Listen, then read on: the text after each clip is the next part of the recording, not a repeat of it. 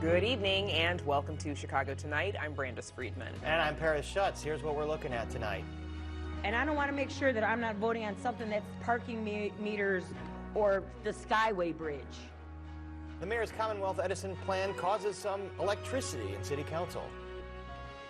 A watchdog investigation finds a former police officer evading dozens of parking tickets. A look at the felony charges he faces now. Today marks the first day of Black History Month, and the city kicks off celebrations. We talk about the month's origins and its connections to Chicago. And Chicago's Grammy Award-winning ensemble Third Coast Percussion is looking for another award this weekend. And now to some of today's top stories. Vice President Kamala Harris was among the mourners who filled the Memphis church during the funeral for Tyree Nichols, the 29-year-old who died days after being beaten by 5 Memphis police officers early last month. We demand that Congress pass the George Floyd Justice and Policing Act. Joe Biden will sign it. And we should not delay, and we will not be denied. It is non-negotiable. Some of us are going to fight until we make this legislation happen. I don't know when, I don't know how, but we won't stop until we hold you accountable and change the system. In addition to calls for legislation and accountability, the service remembered Nichols as a skateboarder and amateur photographer who worked making boxes at Memphis-based FedEx, and also a father to a 4-year-old son. His family was also joined today by the families of other Black men and women killed by police, including George Floyd, Breonna Taylor, and Eric Garner. Chicago police say last month marked the 11th straight month of a decline in gun violence. In releasing its monthly crime figures, CPD says homicides are down 14% to this time last year, and shootings are down nearly 10% citywide. The department says gun confiscation is up more than 15% compared to this time last year, including the recovery of 107 assault weapons, and that's a 64.6% increase over January of 2022. Mayor Lightfoot got an earful today from city council members about the recently announced franchise agreement proposal with ComEd. The 15-year plan was introduced to the council today. It would renew ComEd's franchise agreement with the city that expired 3 years ago, despite all of the legal trouble ComEd has been in. The mayor wanted the approval process expedited so that a vote would happen before the mayoral election, but council members decided to slow it down instead. This is a huge deal. And none of us, I've talked to a bunch of people. Does anybody in here feel comfortable with what's in here? We just got this today. A group of CPS parents in Uptown is speaking out about what they say was the politicization of their school at a parade this weekend. On Monday, we reported about the controversy at the Lunar New Year parade on Argyle. An aldermanic candidate in the 48th Ward, Joe Dunn, admitted that some of his political supporters co-opted Pierce Elementary School's participation in that parade. Kids and adults waving Dunn banners were seen marching alongside the school's contingent. Today, a group called Friends of Pierce Elementary said they condemned the activity, saying, quote, "We are disappointed that people so familiar with our school used our friendship in this occasion for political gain." An aldermanic candidate took advantage of the Pierce kids, parents, and volunteers who were there to celebrate this important cultural event with our community. Dunn did reach out to individual parents to apologize for the incident, and the school's principal denied any involvement. Coming up on the program, a history lesson on Black History Month. First, today's heated city council meeting. Our Spotlight Politics team takes that on and much more right after this.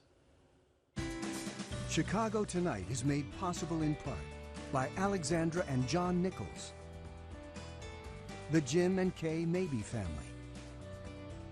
the Polk Brothers Foundation, and the support of these donors.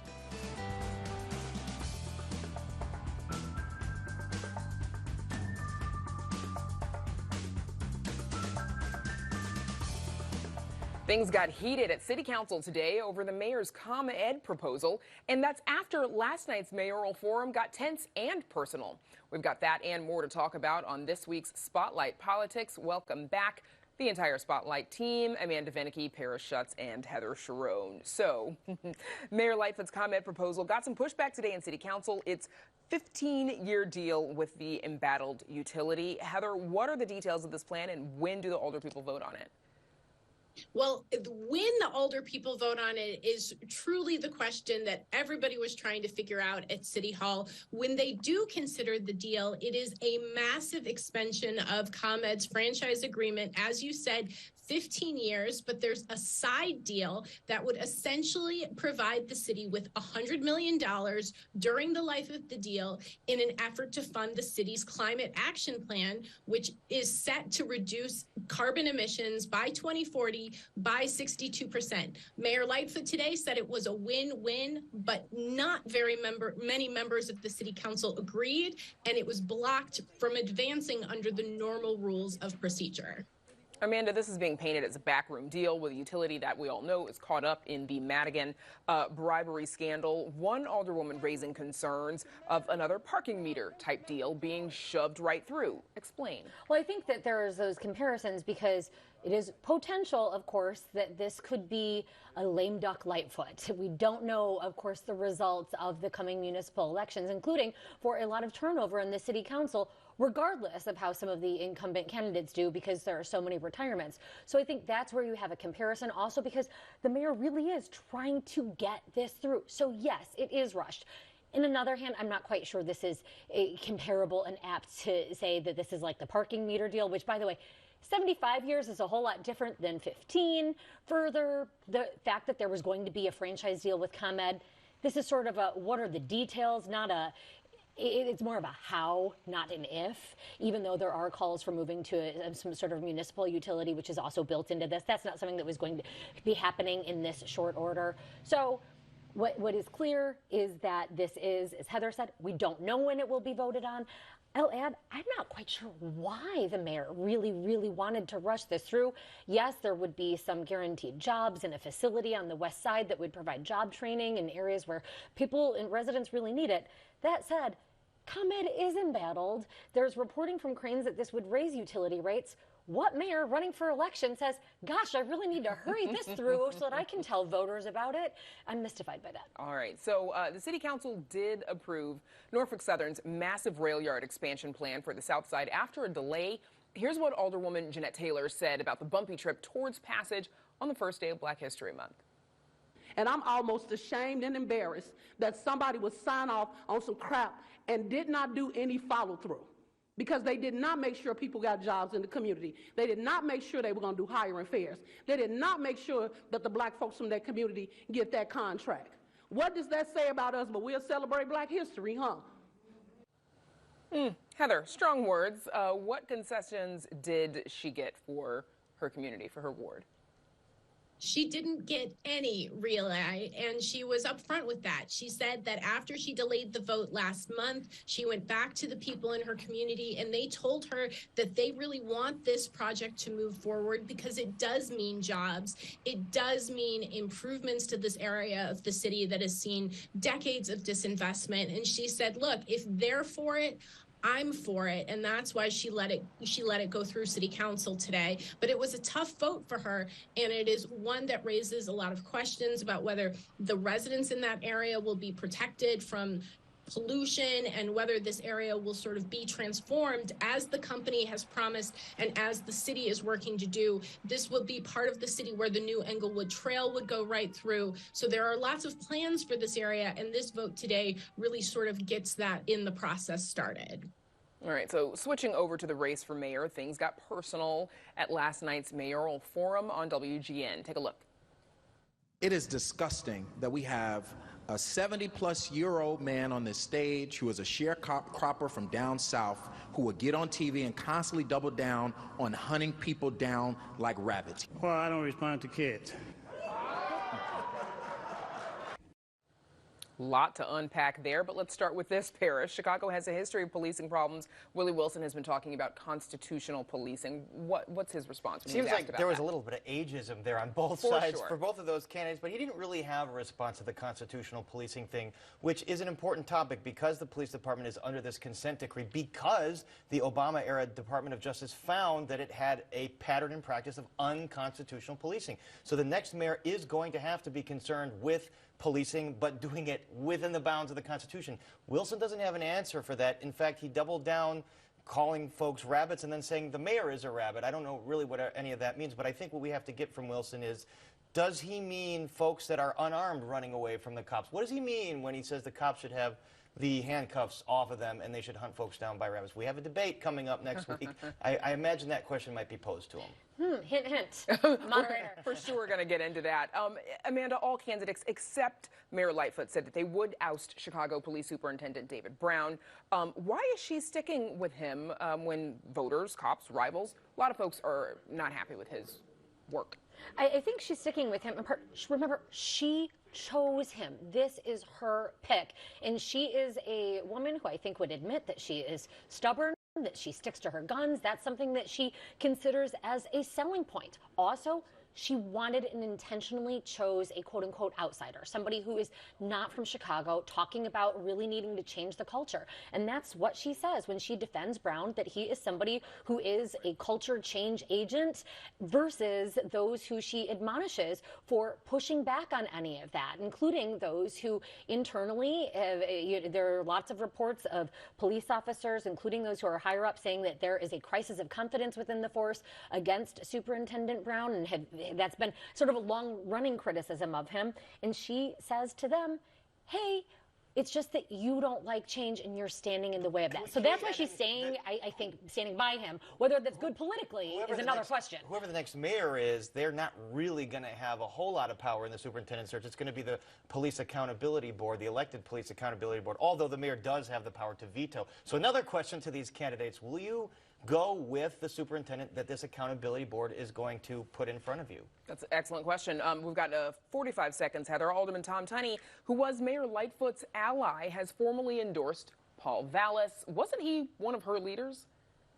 Yes, that's right. Not only is he the chairman of the powerful zoning committee, he also led the committee that approved the Chicago casino and picked the River West location. His endorsement of Paul Vallis is another sign that Lori Lightfoot has not only had trouble making friends, but she has had trouble keeping friends. And the fact that Tom Tunney not only thought about running for mayor, but has now endorsed Paul Vallis is another indication of just how difficult she has been to work with and how much desire even those people who supported her now want a change. And could be a big deal for Vallis, by the way. This is an endorsement, depending on how much money and word gets out, could lead to votes for him. It's a constituency that could help Vallis. I mean, Vallis has more conservative folks in his constituency. Tunney represents more left-of-center voters on the lakefront, pro-business, maybe business dollars follow him. By the way, Vallis has raised a lot of money in the last few days from big business interests. And I just want to be clear, everybody, Heather Sharon has not left us for the Institute of Politics at the University of Chicago. She is there on fellowship. That's Spotlight. Heather Sharon, Paris Schutz, and Amanda Vinicky. Thanks, team. Up next, a former CPD officer in hot water for dodging traffic tickets. Stay with us. What should the city be doing to better support Black Chicagoans who are victims and survivors of hate crimes? Classic city of Chicago, we work in silos, so the left hand doesn't know what the right hand doing, and the constituents get left out in between. Power is the voice. The power is the numbers. The power are the people. The ability to sway elections is the power.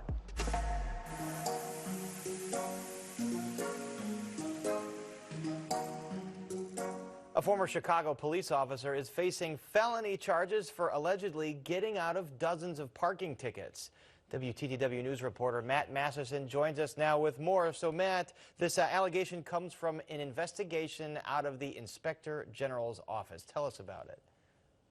Yeah, so according to that investigation and allegations that were laid out in court this week, 56-year-old Jeffrey Cribb for years tried and succeeded in getting out of traffic tickets by providing fraudulent documents, fake police reports and making false statements while under oath during administrative hearings.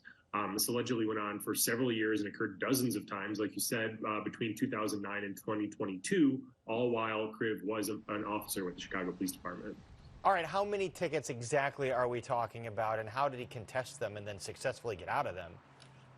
According to prosecutors, there were at least 44 instances over that time of tickets that he contested and was able to get out of. In some of those cases, like I said, he made false statements under oath. In other cases, he allegedly would claim that his girlfriend had stolen the vehicle and that she was the one who was actually driving whenever these violations occurred or these tickets were issued. Prosecutors said yesterday that in all, he allegedly got out of paying more than $3,500 in all these tickets over the years. A lot of tickets there, and a lot of tickets successfully contested. So what charges is Kriv facing right now, and what's the potential punishment? It's several felony counts. He's been charged with 4 counts of perjury, 5 counts of forgery, and if he is convicted, Kriv could be sentenced to probation, or he could be sentenced to a prison term of between 2 and 5 years on each of these counts. All right, don't try this at home, especially if you're a Chicago cop. Matt Masterson, thanks very much. Thanks, Paris. And you can read Matt's full story on our website, WTTW.com/news. Brandis. In Paris, resistance is this year's theme for Black History Month. Many folks, though, may not even know that there is an annual theme. Here with more on the purpose and the history of Black History Month is Michael Bennett, Associate Professor of Sociology at DePaul University. Professor, thanks for joining us. My pleasure. So first, what does Black History Month mean to you?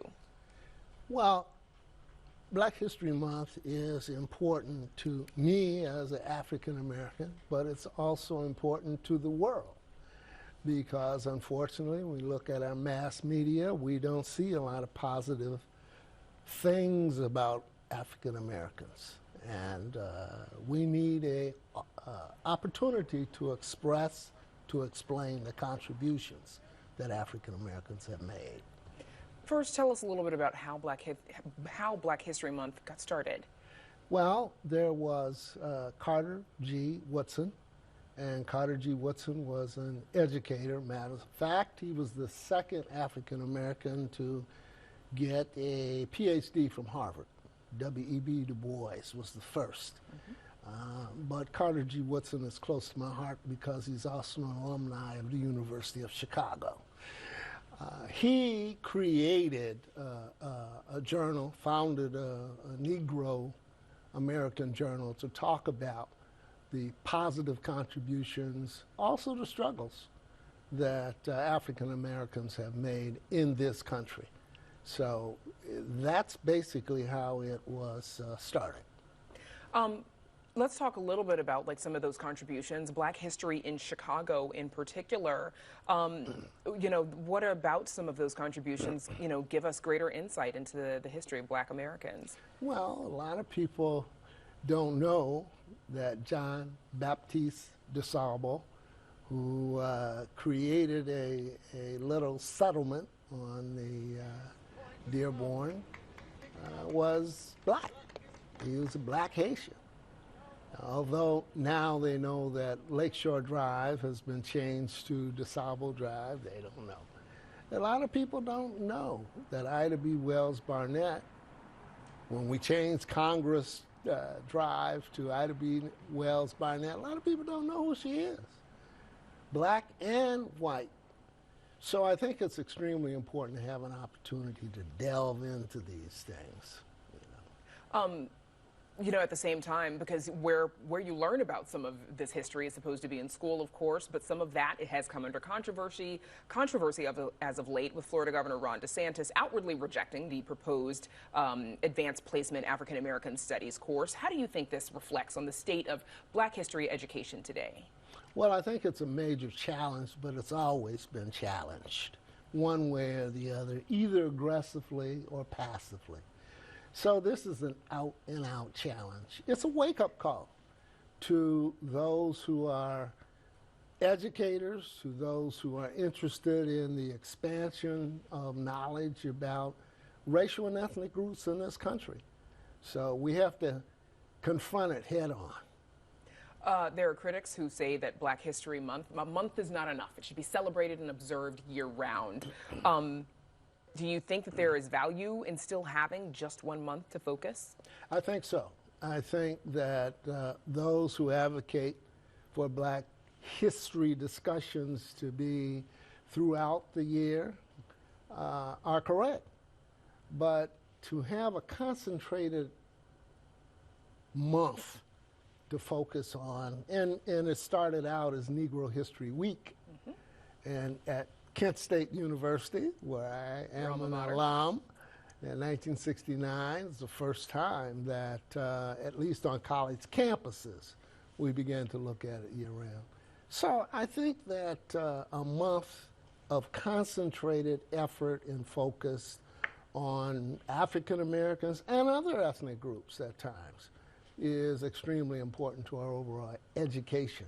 And of course, we have other months over the course of the year that do recognize the contributions of those other ethnic groups as well. In about 30 seconds, Professor, you know, how do you think people can focus and observe Black History Month to learn more about that history? Well, I think you have to be conscious of it. I think that now we have a greater opportunity with the web and all of the information that's constantly coming over the web. And a lot of it is focused on contributions of African Americans in addition to some of the negative aspects that go on. So I think we have to be conscious. We have to be steady advocates for the expression of Black contributions in this country particularly.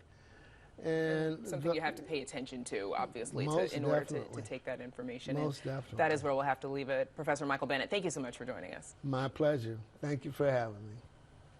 And up next, meet a local ensemble up for a Grammy Award this weekend. But first, a look at the weather.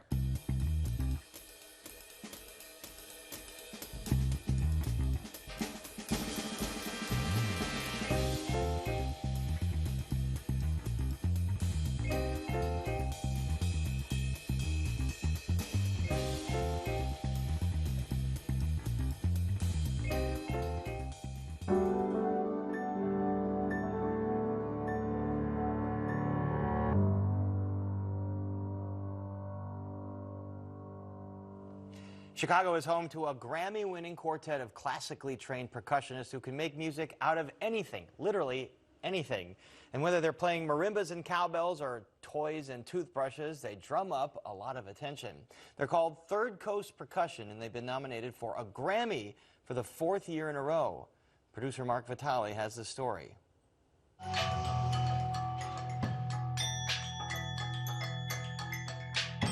We're based here in Chicago. We play lots of shows here. We also tour all across the country and across the world.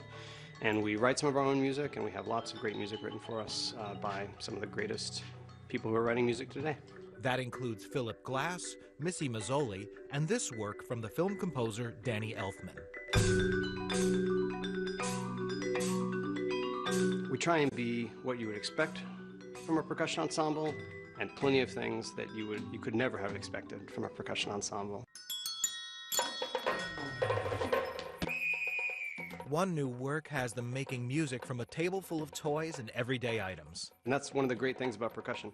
Any object in the entire world can be a percussion instrument if it makes a sound and you like it. We explore all those possibilities.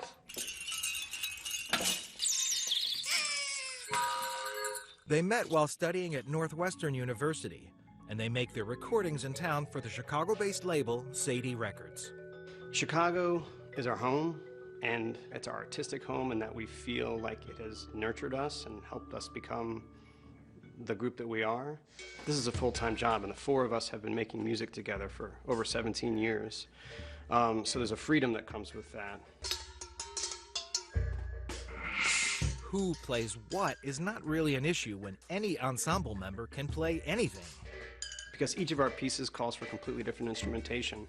We'll look at the piece and either say, oh, I want to play that part on this piece, or I want to play that part. Or what happens more often is we just divide the parts up alphabetically by our last name.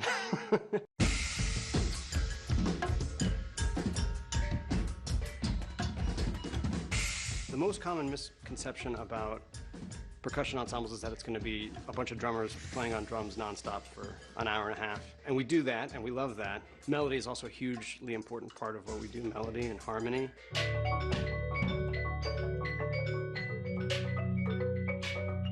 The cool thing about once you've opened your ears up is that any sound anywhere that's interesting to you is important. And we hope that some people come to our concerts and leave listening to the world a little bit differently. For Chicago Tonight, this is Mark Vitale.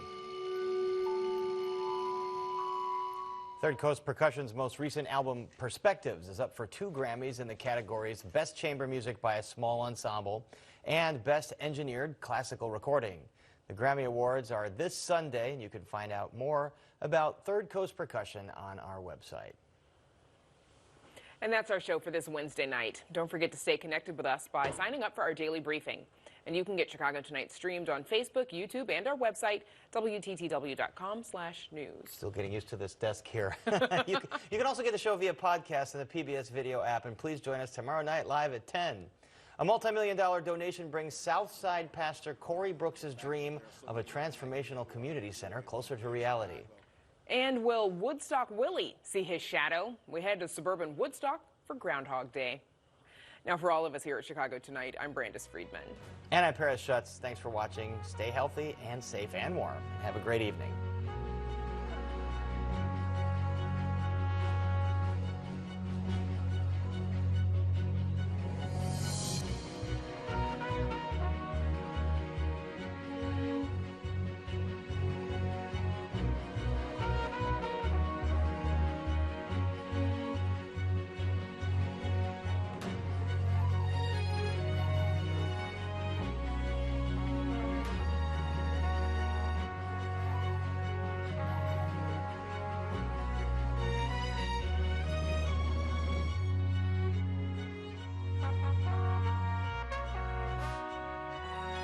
Closed captioning is made possible by Robert A. Clifford and Clifford Law Offices, a Chicago personal injury and wrongful death firm that is proud to be a multilingual law firm that provides translators for a variety of languages.